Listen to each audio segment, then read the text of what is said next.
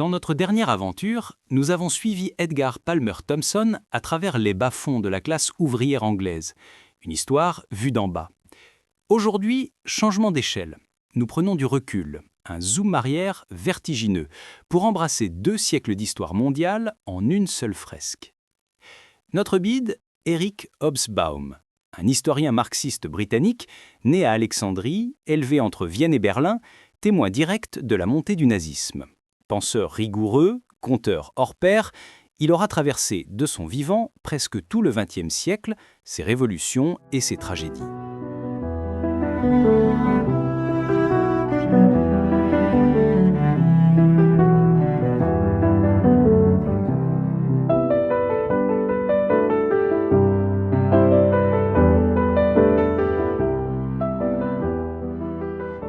L'aventure la plus célèbre de Hobsbawm, une trilogie monumentale où il va redéfinir le temps lui-même.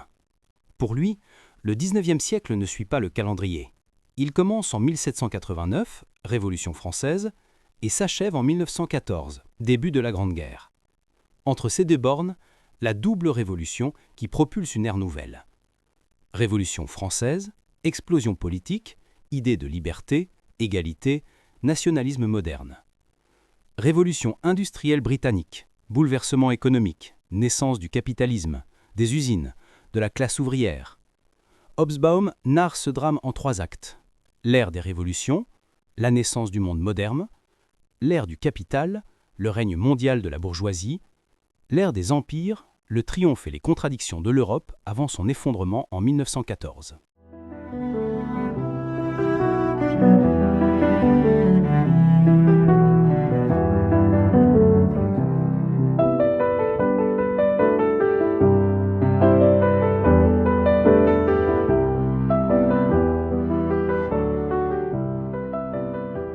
Mais Hobsbawm ne s'arrête pas aux grands mécanismes. Comme son ami Thomson, il est fasciné par celles et ceux qui résistent, artisans, bandits, marginaux.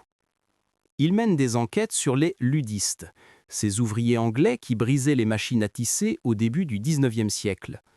Encore une image biaisée. Décrits comme ennemis du progrès, ils étaient en réalité des négociateurs, utilisant l'émeute comme arme collective pour défendre salaire et dignité. Autre chantier, le banditisme social. De Robin des Bois aux guerrilleros, Hobsbawm montre que sous le masque du criminel se cache souvent une figure de résistance populaire, un revers de l'ordre établi.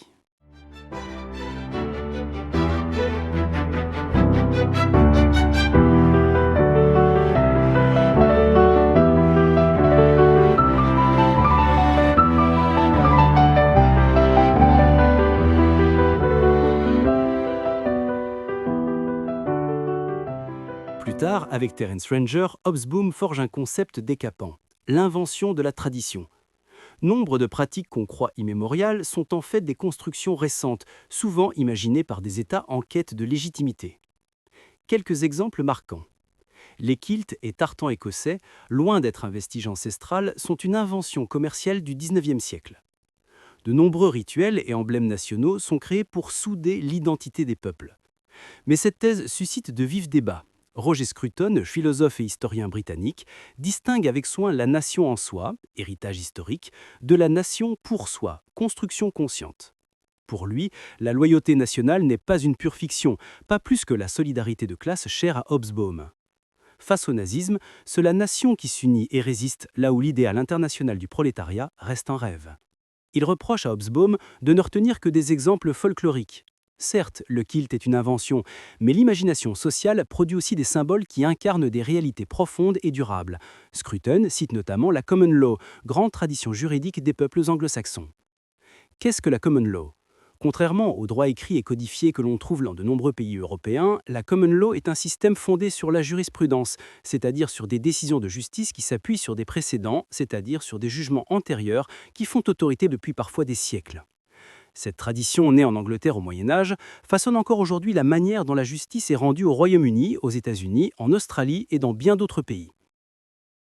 Ainsi, l'histoire des traditions nationales oscille entre création délibérée et enracinement séculaire.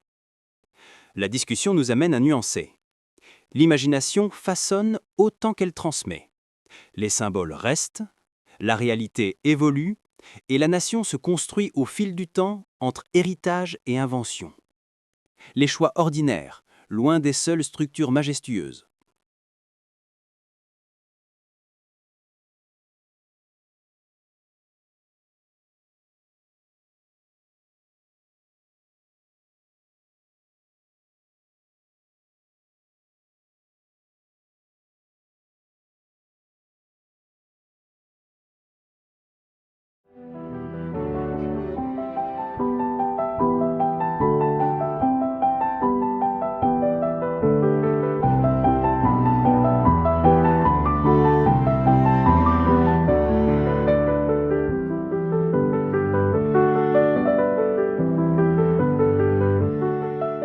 L'aventure de Hobsbawm est celle d'un historien total, capable d'articuler les grandes structures mondiales et les vies ordinaires. Son engagement marxiste lui valut des critiques, surtout face aux crimes du stalinisme, mais son œuvre demeure immense et inspirante. Ce qu'il transmet, penser globale, comprendre les articulations entre économie et politique et débusquer les traditions trop parfaites pour être vraies. Hobsbawm incarne le conteur du drame moderne, celui qui relie mécanisme et résistance. Dans notre prochain épisode, direction l'Allemagne, avec l'Alltagsgeschichte, l'histoire du quotidien, pour découvrir comment des millions vivent l'histoire en la traversant. En attendant, ouvrez l'œil sur les traditions. D'où viennent-elles vraiment ? Restez curieux.